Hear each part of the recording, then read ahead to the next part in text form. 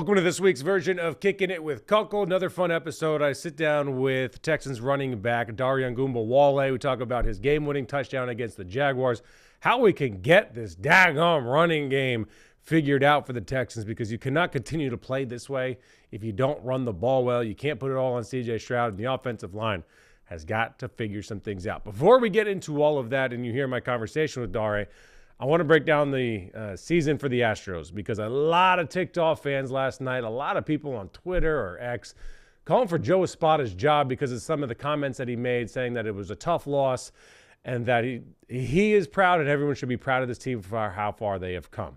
So everybody got so angry because that's not the standard that has been set for the Astros in this city, and that 7 straight ALCSs has set a new bar, and that it should be the goal. They should be trying to win the World Series, not be proud when they get knocked out in the wild card after getting swept.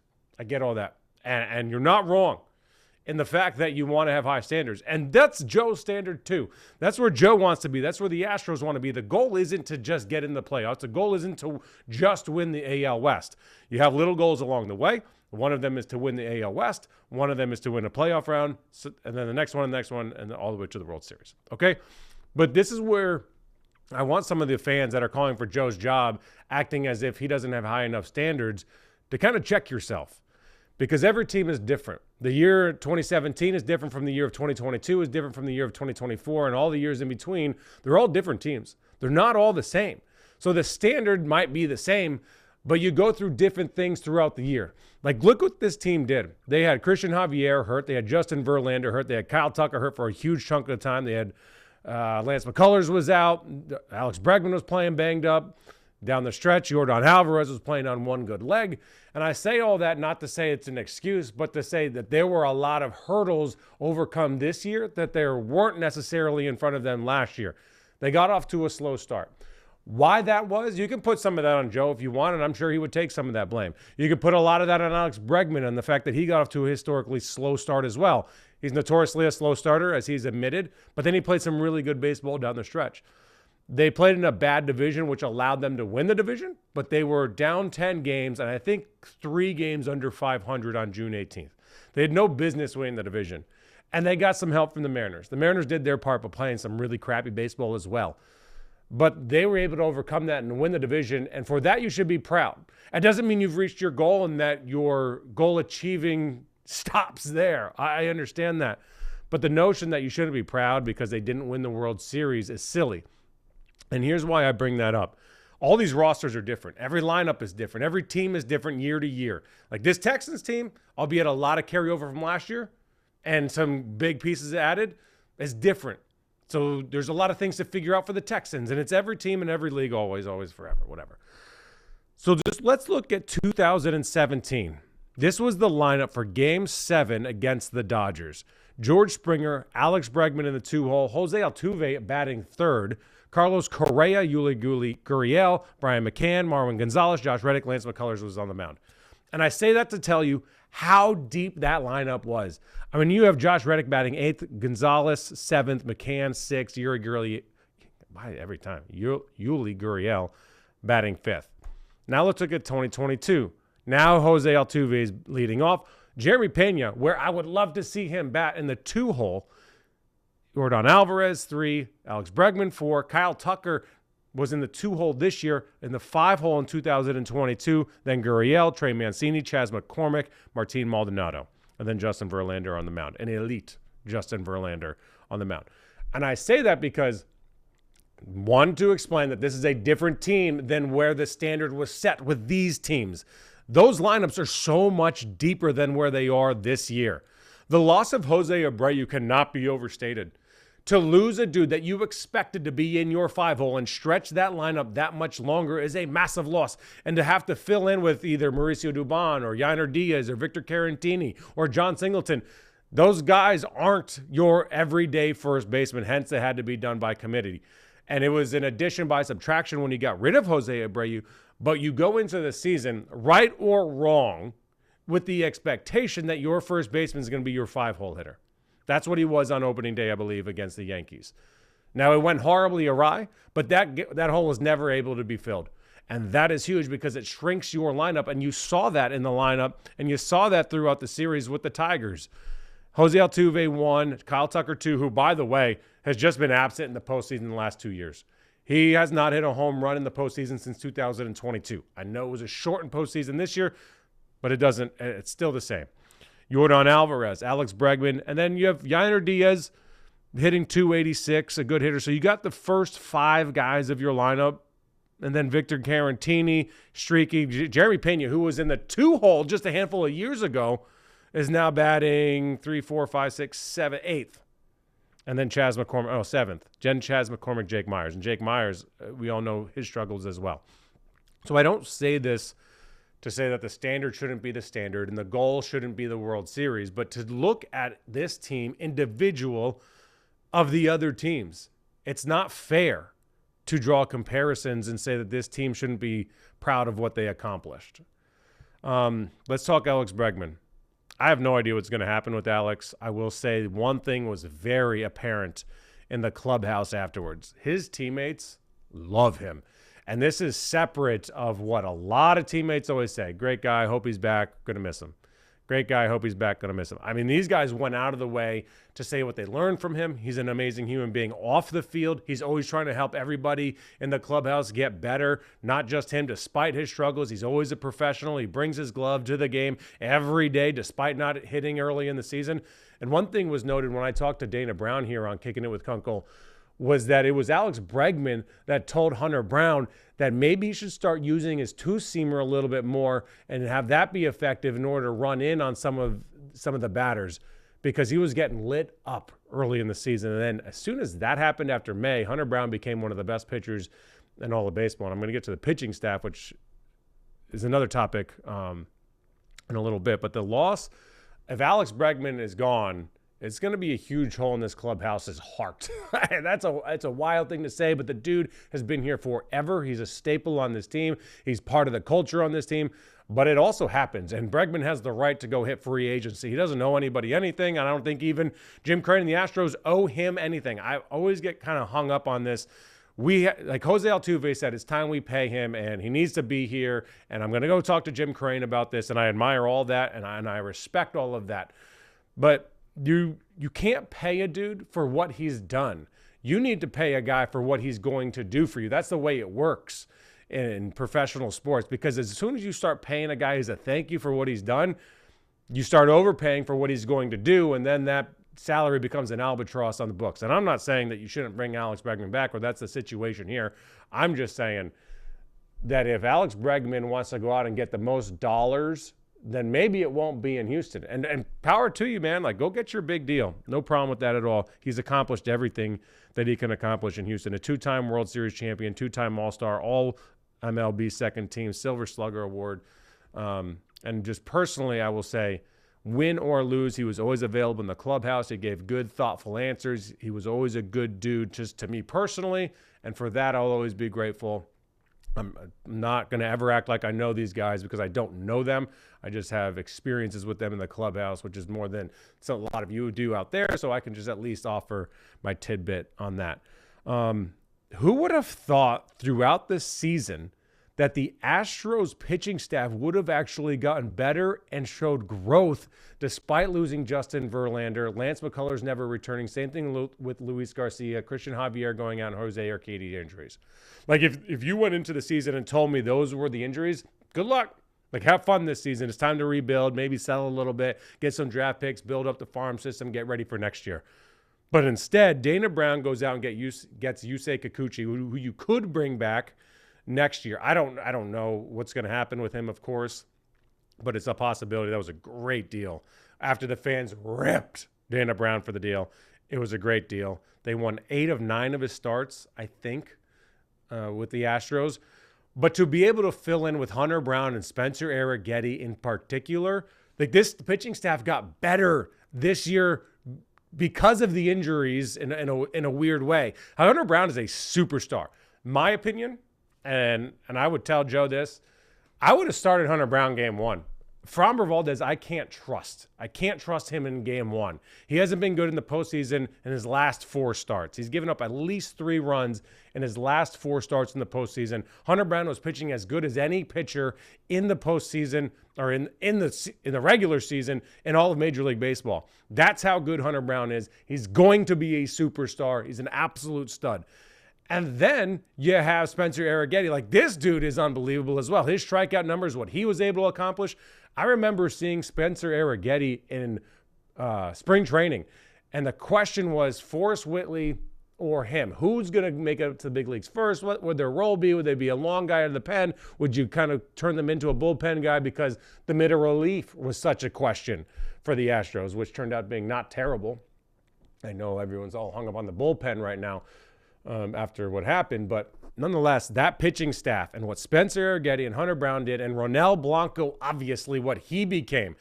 You now have going into next year, Framber Valdez, Ronel Blanco, Hunter Brown, and Spencer Arrighetti. Maybe you say Kikuchi.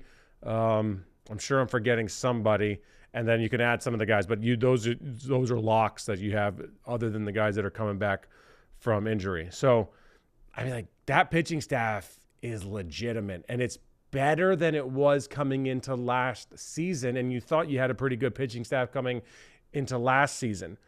Let's get to the back end of the bullpen. Listen, Josh Hader gave up the game-losing runs, if you will, obviously. Brian Presley did no favors for him. I would be surprised if Presley's back. I think, don't quote me on this, but I think that there is a mutual option on both sides for Presley. So I wouldn't be surprised if Presley's not back. I could be entirely wrong with that, and he will be back. But like, Brian Abreu is your setup guy next year. Josh Hader's your closer. Ryan Presley, I think, if it's possible, will be gone, and then you fill in from there. So I think this team is okay going forward. They just have to figure out that lineup. They have to figure out first base, number 1, maybe third base as well. I don't know what you do with Jake Myers because he's such an unbelievable center fielder, but he's a hole and is a liability at the plate. Chas McCormick was the X factor for me. I would have loved to see him get that at bat late in the game. I thought he was seeing the ball out of the pitcher's hand well, that walk that he drew in game 1. But all this, whatever. If he can get back to healthy, Chas would be an unbelievable addition to where he was a couple years ago, and I think he had 22 home runs. But anyway, my biggest point is to say be proud of what this team accomplished. At the same time, be disappointed at how it ended, as it is for them, but understand that this team is different than other teams. That doesn't mean that the standard doesn't remain the same, and that Joe's proud of this team because of all the things that they overcame, also being disappointed as to how it ended. All right? Now here's my conversation with Dario Ogunbowale. I need you to be honest with me right now. Okay. All right? Yes, sir. How many times have you watched your touchdown play? The touchdown play, not as many times. A couple times. I've watched the third down, the big third down pickup more times than that, just because the Texans got a dope shot, from like the aerial shot from the top of the stadium. So I've watched the dance a couple times, but to be honest with you, the touchdown I haven't watched too many times though. Take me back into the huddle. So what's the play call? What's going through your mind? Like, what option are you? Yeah, it's just roll right. I mean, it's a pretty classic football play. I mean, it's similar to like a screener type of thing in basketball. Everybody runs it. It's just you got to call it at the right time, got to execute it. I'm the first read on it. You know, if I can get to the flat untouched, get to the pylon, I mean, I'm getting the ball. So once I came out, started running, saw the defense, I mean, I knew I was getting the ball, and I was just make the catch and celebrate with the boys. So, yeah, it's like I said, it's a common play. You just got to execute. What's going through your head when ball snapped, you see you're about to be open, you're like, all right, I know I'm going to get this ball. Like, does everything slow down? You're like, just don't drop it. Like, what's going through? Honestly, I don't know, bro. It's just like you just in the moment. We've run it in practice plenty of times, man. So it's not, you don't even really have time to think. I mean, you got a quarterback like CJ, you're just going to put it right where it needs to be. You don't really got time to think, man. You don't really need to think. It's just catch the ball, just trust your training. And like I said, it's just a normal catch you make all the time in practice, so it wasn't much thought. Try to reflect on where you've been. I mean, you've been on a handful of practice squads. You've been around the league since 2017.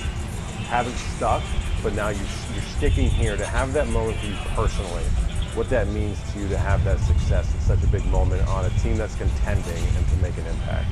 Yeah, man, it's special. You know, anytime you get a chance to make plays in the league, it means a lot. Like you said, in my 8th year, just played a lot of football, and like you said, it's fun to be playing some winning football right now. What's made you keep going in the NFL to try and try again, and after getting cut from practice squad A, then B, then C, and then coming here? And I think it's your second stint here with the Texans, right? Yeah. So, like, what makes you keep fighting after 7? Because 7 years of trying to make it is not hard. It's not easy. Yeah, I mean, I would say, like I said, just know the type of player I am. You know, I know my skill set. I know what I'm able to do. So I just keep playing, man. Keep playing. You know, keep getting my opportunities and keep taking advantage of them. Did you see your social media blow up after that play? I wouldn't say blow up. You know, like I said, I've had some big plays in my career that people showed a lot of love for, a lot of love in my city. So it was great. You know, great to get a lot of love from my boys, my family, friends, just people who just shout me out. Was there more love on that or the kick? I'd probably say the field goal, to be honest. I mean, the field goal, that was pretty crazy. You know, people still hit me up about the field goal. So, yeah, I would say the field goal is pretty unbeatable. That was crazy. We were talking earlier. You went to Wisconsin. I went to Northwestern, and we're 2-1 against you. Is that what you remember? In my career, yeah. I mean, how does that sit with you that Northwestern's a better football school than Wisconsin? Hey, I mean, right now I don't know what's going on, but no, I mean, like I said, we had some dog fights with Northwestern. The field was haunted. Every time we played there, something bad happened until my senior year. But like I said, Northwestern was always not the best place to play. Tiny locker room, all that, but.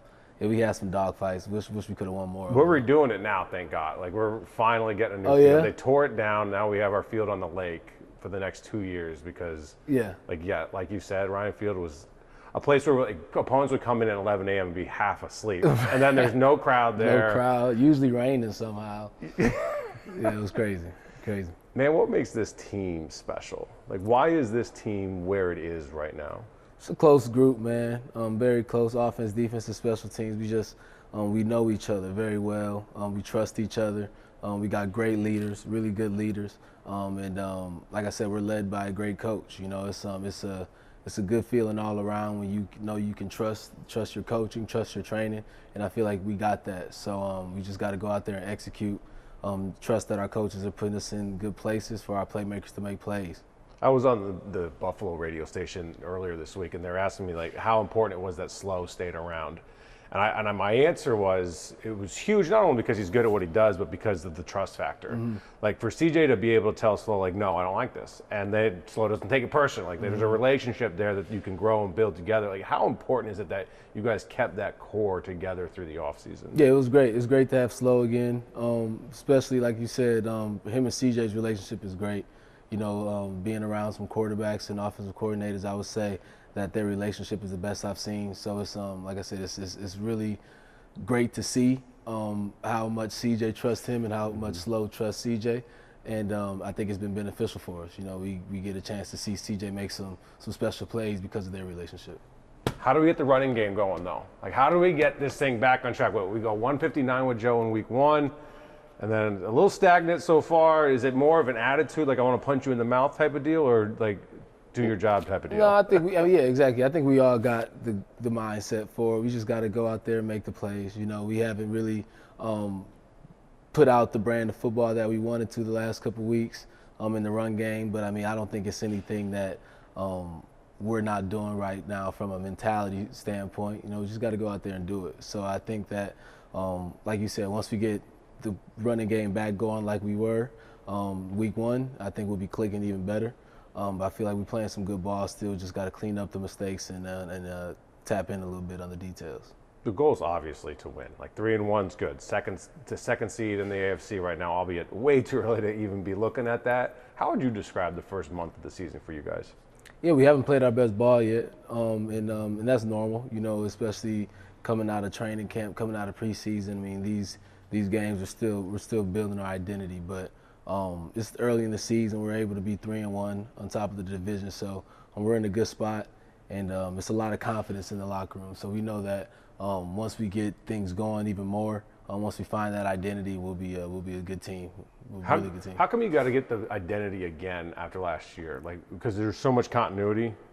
You know what I'm saying? Every year in the NFL, I mean, it's just the nature of the NFL. Nothing's the same. I mean, you're always going to have new players coming in and players leaving. That's just the nature of the league, and it's a good thing. You know, it's a good thing, and I think that every team has to find their identity early in the season. Every unit, every defense, every offense just kind of has to find what that group of players is going to put out on the field. So we're still in that spot, finding the identity, and I think that's a normal thing, and I think that's a good thing. But we're getting there, and you know, we're finding ways to win the game as we're finding our identity, which is always good. So I think we're in a good spot. What's the best pronunciation you've heard of your name? I don't even know her name, but it was one of my games in college. I was doing an on-field interview, and she said Obliagu. Like Obliagu. I'm like, those are letters that ain't even in my name. But that was the worst I've heard. I don't remember where. It was at Minnesota. Oh yeah, so it was. She said Obliagu, and then she said that it was cold. That's why she messed it up. But that's the worst I've heard. But I've heard plenty though. I've heard a lot of bad ways to say it. We're getting it right now though. Like people are starting getting it right. People, more you hit that end zone, you know what I'm saying? Right. People get familiarized. No, for sure. That was, like I said, that was college. So I haven't heard a bad pronunciation in a while though. What's Dari doing if he's not playing football? Like what in life? Right now I'm being a dad, man. Yeah. You know, congrats, just bro. Appreciate it. So I'm just. How old? About to be 4 weeks. Oh, so, dang, okay. So I'm just changing diapers. How's the sleep schedule? It's been good. You know, she's sleeping pretty good through the night, so can't complain about that. But yeah, that's really what I'm doing right now. So it's a blessing. Every time I leave here, I'm smiling. So it's a good feeling. What's that like? All right, so what do you get to do less now of? Like less Call of Duty, less Madden? Like what's less? Well, I mean, if it's the off season, I'm golfing a lot. So I wouldn't be golfing in season. So to be honest, I'm not really missing out on much. I mean, I would have been sitting on the couch anyways, just kind of icing or doing something with my body. So now I'm just icing with the baby in my hand. So I'm not really missing out on too much. I'm not really a gamer. I tried. I'm not good. So not much of a gamer. But yeah, I really would just be chilling on the couch, watching TV, watching film, something. So still get to do that. If you weren't playing football for a career, what would you be doing? Who knows, man? Who knows? When I was in college, I was interning at this financial firm. So that's my easy answer, but I mean, I can't see myself really being a financial planner. So I don't know what I'd be doing, man. It's a blessing that I'm out here doing this. Don't really got to worry about that right now, but I don't know what I'd be doing, to be honest. We're having the Jets game on our air on Fox. Okay. So I'm going to ask this question for this reason. It's on Halloween. Your favorite Halloween costume as a kid was what? Blue Ranger. I was always a blue Power Ranger. I was Batman a couple times, and then we stopped dressing up. But then I feel like I dress up more as an adult now than I was as a kid. I mean, nowadays, what was I? I've been a Game of Thrones guy before. I've been a pimp. I had a little pimp hat, a little feather in my joint, so that was fun. But yeah, I would say Power Ranger and Batman when I was a kid. Favorite candy? I mean, on Halloween, you're not really getting Swedish Fish or Sour Patches on Halloween. Those are my favorite candies, but I'll probably say like Starburst or something for Halloween candy, as far as Halloween candy go. But I'm a Sour Patch guy for sure. This is a hot button every year when I ask people this. Is candy corn horrible or terrible? And there's a right answer, by the way. I mean, it's awful. It's disgusting. It's not even candy. Yeah. I mean, it's like I don't even know what it is. It's not good, though. It's disgusting. Candy corn and what's the other one? Almond Joys.